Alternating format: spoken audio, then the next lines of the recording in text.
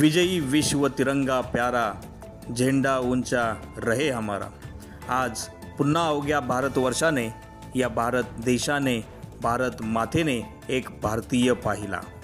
आज सर्वत्र मी प्रथमतः आणि अंतितः भारतीय असण्याचा आवाज दुमदुमला। आज संपूर्ण भारतवर्षाने आपला स्वातंत्र्य दिन दरवर्षीप्रमाणे सणासारखा साजरा केला। एरवी धर्म, जात, पंथ, परंपरा याने पाहणारी नजर आज आपण सर्वांनी फक्त भारतीय हेच वातावरण संपूर्ण भारतभर पाहावयास मिळाले। तसेच अंबरनाथमध्ये देखील स्वातंत्र्य दिन अगदी दिमाखात साजरा झाला।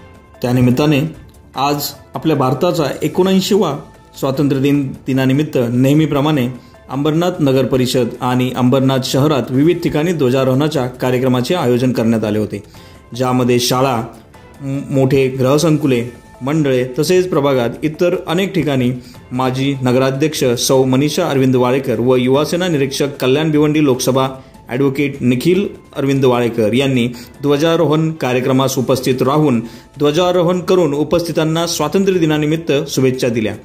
तसेच सर्वांना आजचा दिवस आपल्या सर्वांसाठी खूप अभिमानाचा आहे व प्रचंड संघर्ष, बलिदान करून हे महान राष्ट्र घडलं आहे। प्रेम, सद्भावना आणि समानता या महान मूल्यांवरती चालणारा आपला देश नेहमी प्रेमाचं आणि अहिंसेचं प्रतीक म्हणून जगात ओळखला जाईल याची खात्री आहे, अशी यावेळी संबोधित करताना सांगितले।